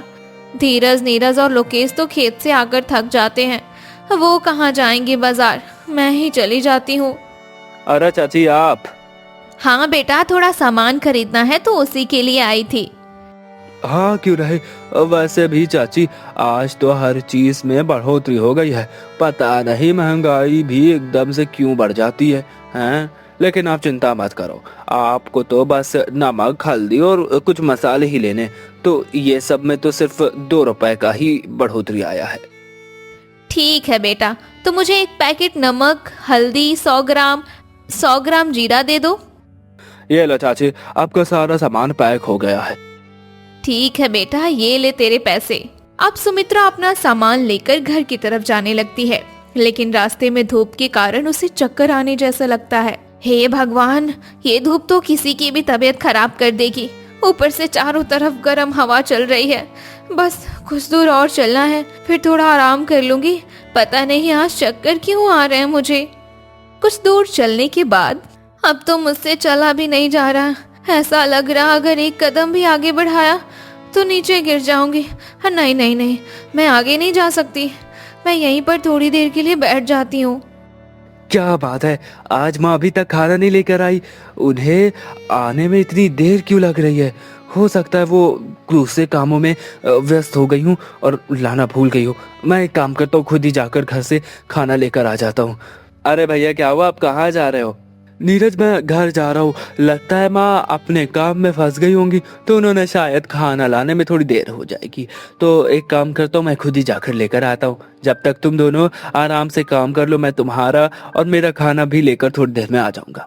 ठीक है, कोई बात नहीं, आप जब तक लेकर आइए आराम से, हम तब तक खेत के कुछ काम निपटा लेते हैं। अरे माँ, तू यहाँ क्या हुआ तुझे? तू ठीक है ना? हाँ बेटा, मैं जरा घर के कुछ सामान लेने दुकान गई थी। आते समय थोड़ा चक्कर आने लगे थे, इसलिए यहीं पर बैठ गई। अरे अरे, ये क्या बात हुई? तुझे मुझे बताना चाहिए था। गर्मी इतनी बढ़ गई है और बाहर बहुत तेज धूप है। तेरा इस उम्र में धूप में यूं आना जाना बिल्कुल भी ठीक नहीं है। अगर कुछ सामान लाना होता है तो हमें बता देती, कल सुबह हम खरीद लाते। अच्छा चल, वो सब छोड़, चल मैं तुझे पकड़ा कर ले चलता हूँ। चल चल, हाँ हाँ, आराम से चल। माँ को घर छोड़ने के बाद धीरज खाना लेकर खेत पहुँचता है। अगले दिन से सभी भाई माँ को आराम देने के लिए खुद ही खाना बनाने लगे। लेकिन अगले दिन जब सुमित्रा घर के बाहर झाड़ू लगा रही थी, तभी अचानक नीचे गिर गई। कई घंटों तक वो नीचे ही पड़ी रही। अब उसके तीनों बेटे वहाँ पहुँचे तो दौड़कर उसके पास गए। हे भगवान, ये माँ को क्या हो गया? माँ यहाँ पर क्यों गिरी पड़ी है? माँ उठो माँ, क्या हुआ माँ? लगता है माँ को चक्कर आ गया। रुको भैया, मैं अभी पानी लेकर आता हूँ। माँ कुछ तो बोलो, क्या हुआ है तुझे? नहीं, ये नहीं हो सकता। क्या हुआ भैया? क्या नहीं हो सकता? लोकेश, माँ अब इस दुनिया में नहीं रही। नहीं नहीं, ये नहीं हो सकता। उठो माँ, तुम हमें छोड़कर नहीं जा सकती माँ। उठो, भगवान के लिए अपनी आंखें खोल दो माँ। हे भगवान, ये तूने क्या अटका डाला। इन बच्चों को रोता देखकर तो मुझसे नहीं रहा जाता। अगर मैंने हिम्मत नहीं की तो ये सभी टूटकर बिखर जाएंगे। मुझे इन्हें संभालना ही होगा। माँ तुझे अचानक क्या हो गया माँ? शांत हो जाओ बेटा। जो होना था उसमें सिर्फ भगवान की ही मर्जी थी। अब होनी को कौन टाल सकता है? तुम सबको हिम्मत करनी होगी। मैं तुम्हारे पास हूँ तो तुम्हें दुखी होने की कोई बात नहीं है। कुछ समय बाद सभी ने खुद को संभाला और माँ का अंतिम संस्कार कर दिया। समय बीतता गया और सभी को काम धंधे में परेशानी होने लगी। इसी के चलते बिजरपाल ने एक एक करके अपने तीनों बेटों की शादी कर दी। अब घर में 3 बहू आने के बाद जिम्मेदारियां सभी में बंट गईं। एक दिन वो तीनों लकड़ियां लेने पास के ही बगीचे में जाती हैं। अरे वाह, यहाँ तो छांव में कितनी अच्छी हवा चल रही है। कुछ देर इस पेड़ के नीचे बैठ लेते हैं, फिर लकड़ियां काट कर लेकर घर जाएंगे। वैसे दीदी, हमारे घर में सासू माँ के ना होने से कितना सूना लगता है ना। हाँ, सो तो है। अब क्या करें, हमारे नसीब में यही घर लिखा था तो मिल गया। ठीक ही तो है हमारा नसीब। मैंने सुना है घर में सास होने पर हर काम के लिए ताने सुनने पड़ते हैं। नहीं ज्योति, हर किसी की सास एक जैसी नहीं होती। हो सकता है हमारी सास हमें बेटियों की तरह प्यार करती। अरे ये देखो दीदी, ये तो आम गिर रहे हैं। लगता है हवा की वजह से इस आम के पेड़ से आम गिरने लगे हैं। हाँ, जरा इन्हें उठाकर तो ला। चल एक एक करके चक्कर देखते हैं। आम तो अच्छे लग रहे हैं। तू भी खाना, फिर बाकी के आम घर ही ले चलते हैं। अगले दिन गांव में खबर फैली कि एक आदमी गर्मी की लू से मर गया। ये सुनकर देवरानी और जेठानी को अपने पति की चिंता होने लगी। हे भगवान, न जाने उस बेचारी की पत्नी का क्या हाल होगा। दीदी, कहीं हमारी सासू माँ को भी तो लू नहीं लग गई थी ना? हाँ, हो भी सकता है, लेकिन अब से हमें खुद और अपने परिवार का ख्याल रखना होगा। हाँ ज्योति, तू ठीक कहती है। मेरे मन में ना एक ख्याल आया है। जो आम कल हम लेकर आए थे ना, उसका पन्ना बना लेते हैं और खेत पर जाते समय हम उन्हें दे देंगे। सुना है आम का पन्ना लू लगने से बचाव करता है। हाँ दीदी, आपने सही कहा। इससे हमारी पतियों को लू भी नहीं लगेगी। ये खेतों की एक ही प्रकार की सब्जी खा खाकर तो मेरा मन ही उग गया है। अब क्या करें दीदी, हमें जो मिलता है बनाने को उसे ही बना लेते हैं। कोई बात नहीं ज्योति, अब हमारी घर की हालत वैसी नहीं है कि रोज बाजार से तरह तरह की चीजें मिल सके। हमारे आने से थोड़ा खर्चा भी तो बढ़ गया ना, तो हमें अपने पतियों की हालत को सोचकर घर में जो भी है रूखा सूखा उसी में संतुष्ट रहना होगा। ठीक कहती हो दीदी, वैसे भी पेट ही तो भरना है, इसमें क्या बहस करनी। हम सभी अपने मन को समझा ही लेंगे। अच्छा सुनो, घर में कुछ आम है ना, उनकी चटनी बना लेते हैं। हो सकता है थोड़ा मन बदल जाए। ठीक है दीदी, आप लोग खाना निकालो, मैं अभी चटनी पीस कर लाती हूँ, फिर हम एक साथ मिलकर खाएंगे। अरे वाह, ये तो बड़ी ही स्वादिष्ट चटनी बनी है। हाँ दीदी, कहा हम एक ही सब्जी से बोर हो गए थे, इस चटनी ने तो हमें अलग ही स्वाद चखा दिया। हाँ सही है, अब तो आम का सीजन भी चल रहा है, तो बाजार में आम सस्ते भी मिल रहे होंगे। हाँ क्यों नहीं, हम कुछ पैसे बचाकर बाजार से आम खरीद लेते हैं, फिर उनका अचार बना लेंगे। कुछ दिन बाद तीनों ने मिलकर अचार तैयार कर लिया और डिब्बे में रख दिया। लेकिन डिब्बे में रखा अचार बेस्वाद सा लग रहा था। किसी को पसंद न आने पर लोगों ने उसे मजबूरी में खाकर खत्म करना ही समझा। एक दिन ज्योति मटके का पानी सभी को देकर खुद पी रही थी। दीदी, ये जो हमारे घर का मटका है ना, किसी फ्रिज से कम नहीं है, बस इसमें बिजली का तार ही नहीं है, यही एक कमी रह गई है इसमें। अरे दीदी, आप भी ना, कहाँ फ्रिज कहाँ ये मटका। फ्रिज में हम खाना और फल रख सकते हैं और ज्यादा ठंडा पानी कर सकते हैं। इस मटके में आप उसके जैसी कौन सी बात दिख गई। सही बात है, वैसे भी अगर मटका ही फ्रिज बन जाता तो फ्रिज बनाने वाली कंपनियां क्या आम अचार डालने के लिए खुली रखती। हाँ दीदी, आपने ठीक कहा, मैं तो बस ऐसे ही मजाक कर रही थी। हाँ भी ना दीदी, अजीबोगरीब मजाक करती रहती हो। हमारा मटका वैसे चमत्कारी है, खुद बाहर की हवा सोखकर अंदर के पानी को अपने ही ठंडा कर देता है। हवा अंदर जाने की बात से मुझे कुछ याद आया। कहीं हमारे डिब्बे वाले अचार में हवा ना जाने की वजह से तो अचार नहीं खराब हो गया ना? हाँ, हो भी सकता है। किसी चीज को एकदम से बंद कर दो तो उसमें बदबू तो आने ही लगती है। हाँ, ये तो है। अगर हम अपना अचार मटके में बनाकर रखें और ऊपर से सूती कपड़ा से बांधें तो कैसा रहेगा? फिर तो मटके के ऊपर और चारों तरफ से उसमें हवा जाएगी। इससे अचार बदबू भी नहीं करेगा और अच्छा भी लगेगा। इस तरह से तीनों ने मिलकर इस बार ज्यादा अचार बनाया और तीनों मटकों में भरकर रख दिया। एक दिन उनकी पड़ोसन नैना मटके देखकर उनके घर के बाहर आती है। अरे मोनिका, ये तुम लोगों ने मटकों में क्या रख दिया? हाँ दीदी, ये हमने अचार बनाया था जो उसी को थोड़ा धूप दिखा रहे हैं। अच्छा, वैसे खुशबू तो बहुत अच्छी आ रही है, जरा एक चखाओ तो मुझे। हाँ दीदी, अभी देती हूँ। अरे ज्योति, जरा घर में से एक कटोरी तो लाना। हाँ दीदी, ये लो कटोरी। ये लो दीदी, खाकर देखो और हमें भी बताओ कि हमारा अचार कैसा बना है। वाह, मजा आ गया। ये तो बहुत ही टेस्टी लग रहा है। सच में तुम्हारा अचार तो बहुत ही अच्छा है। शुक्रिया दीदी। अच्छा सुन, अगर कोई बड़ी कटोरी हो तो उसमें जरा थोड़ा अचार और दे देना। तेरे भैया भी जरा थोड़ा सा चख लेंगे। अच्छा ठीक है, मैं अभी आपको देती हूँ।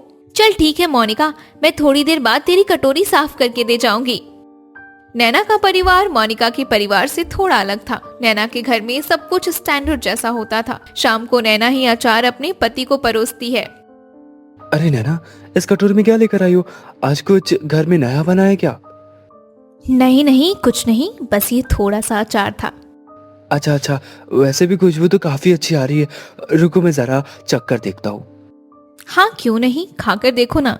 रोटी और दाल के साथ मिलाकर खाना और ज्यादा टेस्टी लगेगा। हाँ, सच में काफी ज्यादा टेस्टी लग रहा है। वैसे कहाँ से खरीद कर लाई हो इसे? अरे आप तो कुछ भी बोलते रहते हो। हर चीज खरीदने की थोड़ी होती है। इसे तो मैंने अपने हाथों से आपके लिए बनाया था। ओह अच्छा, सच में काफी ज्यादा टेस्टी है। क्या बात है, तुम इतना टेस्टी अचार भी बनाती हो? मुझे तो आज ही पता चला। शुक्रिया जी, जो आपने मेरा अचार पसंद कर लिया। अच्छा सुनो नैना, मैं कह रहा था कि कल मेरा दोस्त नीलेश आने वाला है, तो उसके लिए खाने पीने का इंतजाम पहले से कर लेना। ठीक है जी। अगले दिन शैलेश रास्ते से ही नीलेश को लेकर घर आता है। चल यार, कुछ खा पी लेते, फिर आराम से बातें कर लेंगे। हाँ क्यों नहीं। अरे नैना, टेबल पर खाना ले आओ। ठीक है जी, अभी लाई। और बता यार, भाभी ठीक है ना? हाँ सब ठीक है। और तू बता, तेरा बिजनेस कैसा चल रहा है? बढ़िया चल रहा है यार, बस खाने पीने के प्रोडक्ट्स की शुरुआत की, देखते क्या रिस्पॉन्स आता है। ये लीजिए। और हाँ, मैं आपका पसंदीदा अचार भी लेकर आई हूँ। भैया आप भी लेंगे क्या? हाँ क्यों नहीं, बिल्कुल। अगर ये अचार शैलेश का पसंदीदा है तो एक बार मैं भी इसे चखकर जरूर देखूंगा। हाँ क्यों नहीं, लीजिए ना, मैं आपकी प्लेट में परोस देती हूँ। अरे वाह भाभी, ये तो सच में बहुत ही ज्यादा टेस्टी अचार है। क्या बात है, आपके हाथों में तो जादू है। शुक्रिया भैया। इस तरह से नीलेश को अब अचार की आदत पड़ गई थी, इसलिए वो शैलेश के घर अक्सर आया जाया करता था। एक बार जब नैना के पास अचार नहीं होता तो नीलेश उसे अचार का सारा सामान ला कर दे देता और अचार बनाने को बोलता। कुछ दिन बाद जब वो वापस अचार के लिए आता है तब, भाभी आपका अचार भी ले आना। अब बड़े दिन हो गए मैंने आपके अचार को नहीं चखा। आज तो मैं आपका अचार चखकर ही जाऊंगा। जी वो लेकर ही आ रही थी। वैसे आज मैंने अचार से ज्यादा टेस्टी कुछ बनाया है। आज मटर पनीर की सब्जी और पूरी बनी है, तो अचार को छोड़िए ना, इसे खाइए। नहीं भाभी, ये सब तो मैं रोज घर में खाता हूँ, पर जो आपका अचार है उसकी बात ही अलग है। मुझे आपका अचार ही खाना है, वो बड़ा ही अच्छा लगता है। अरे यार, नीलेश जी ने मुझे तो फंसा ही दिया। अब क्या करूं? अब मेरा वाला अचार देना ही पड़ेगा। अरे क्या हुआ भाभी जी, जल्दी करो ना, मुझे आपके अचार की तलब हो रही है।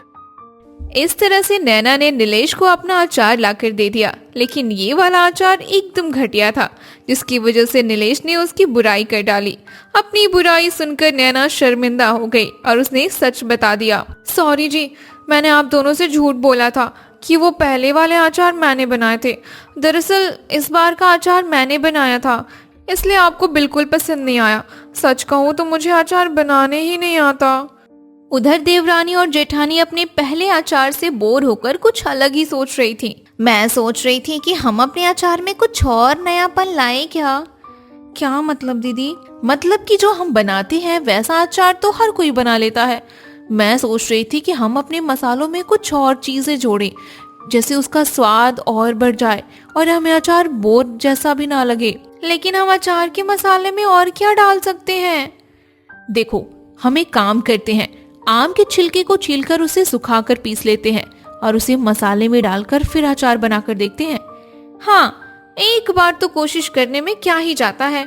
लेकिन दीदी, पहले आप एक ही मटके में अपना जुगाड़ लगाकर देखो, क्या पता सभी को ऐसा अचार पसंद ना आए। हाँ, ये भी ठीक है। इस तरह से मोनिका ने एक मटके में अपने जुगाड़ वाला अचार बनाया तो लोगों ने थोड़ा बदलाव देखा। फिर कुछ दिन बाद कल्पना ने भी कुछ सोचा। दीदी, मैंने कुछ सोचा है, मैं आम की कच्ची गुठलियों को पीसकर उसे भी मसाले में मिलाकर देखती हूँ। हाँ, क्यों नहीं? जब मैंने बनाकर देख लिया तो तू भी अपना कुछ बना लेना। हाँ दीदी, मैं तो सोच रही हूँ कि आपका भी अचार टेस्ट करके देख ही लेती हूँ। अरे कल्पना, तूने अपने जुगाड़ वाला अचार बनाया कि नहीं? हाँ दीदी, बना दिया। बस मैं आज खाने पर सभी को देने वाली हूँ। आप लोग भी मेरे अचार को स्वाद करके बताना। ठीक है। आज मैंने आप सभी के लिए अपने तरीके से कुछ अलग अचार बनाया है। आप लोग टेस्ट करके जरूर बताना कि कैसा बना है। हाँ क्यों नहीं, पहले थाली में अचार तो परोसो। हाँ हाँ, अभी देती हूँ। वाह भाभी, आपने तो अचार में कुछ अलग ही स्वाद बना दिया है। सच में बहुत अच्छा बनाया अचार। शुक्रिया देवर जी। कुछ दिन बाद जब सभी के लिए पन्ना बन रहा था तो ज्योति सबके लिए पन्ना बनाने में बिजी थी। दीदी, आज मैं सोच रही थी कि पन्ना में थोड़ा शहद डालकर देखते हैं। मीठा डालना ठीक रहेगा क्या? दीदी, एक बार शहद वाला पन्ना पीकर देखते हैं, क्या पता पसंद आ जाए। ज्योति, तुम बना लो पन्ना। बड़ी दीदी, पहले आप ही पीकर बताओ कैसा बना है। अरे, ये तो खट्टा मीठा सा स्वाद आ रहा है। अच्छा बना है यार, एकदम वैसा ही बना है जैसे मैंने अपनी कल्पना में सोचा था। इसलिए तो मेरा नाम कल्पना है, क्योंकि तू हर बात की कल्पना ज्यादा करती है। दीदी, एक बात कहूँ, अगर मैं भी इस पन्ने से अलग हांडी में अचार बनाऊं तो? वैसे आइडिया अच्छा है, अगर तूने इस पन्ने को अचार में मिला दिया तो अलग ही स्वाद आ जाएगा। कुछ दिन बाद ज्योति ने भी अपना अचार बना डाला। उसका अचार भी सभी को बहुत पसंद आया। एक दिन अचानक नीलेश उनके घर पहुंचता है। मोनिका, कल्पना और ज्योति जी, आप ही हो ना? हाँ जी, कहिए, आप कौन? मैं आपके पड़ोस में रहने वाली नैना जी का रिश्तेदार हूँ। एक बार भाभी ने मुझे आप ही के अचार खिलाए थे।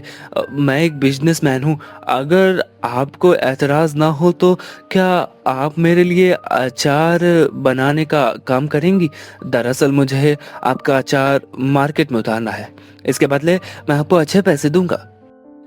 क्या हमारे अचार के बदले हमें पैसे मिल सकते हैं? जी बिल्कुल। तभी देवरानी और जेठानी के पति भी वहाँ पहुँच जाते हैं। आप कौन? ये हमारे पड़ोसी के रिश्तेदार हैं। ये अपने बिजनेस में हमारा अचार मांग रहे हैं और बदले में हमें पैसे भी दे रहे हैं। क्या तुम सच बोल रही हो? हाँ जी, अगर आपको एतराज ना हो तो आपकी पत्नियां मेरे लिए काम कर सकती है। हाँ क्यों नहीं, लेकिन हमारी घर की बहुएं काम करने बाहर नहीं जाती। अरे कोई बात नहीं, आप परेशान न होइए। इन लोगों को बस घर में अचार बनाना है, बाकी सामान मैं इन्हें लाकर खुद दे दूंगा। फिर तो हमें कोई दिक्कत नहीं है, हमारी बहुएं आपके लिए काम जरूर करेंगी। इस तरह से मोनिका, कल्पना और ज्योति नीलेश के बिजनेस के लिए अलग अलग वैरायटी में अचार बनाने लगे। उनके अचार के स्वाद ने लोगों का मन लुभाया और नीलेश का बिजनेस एकदम से ऊपर उठ गया। इस तरह से मोनिका, कल्पना और ज्योति महीनों का 40,000 रुपए कमाने लगी। कुछ ही समय में उनके परिवार ने नया घर बनवा लिया और गांव में आराम की जिंदगी जीने लगे।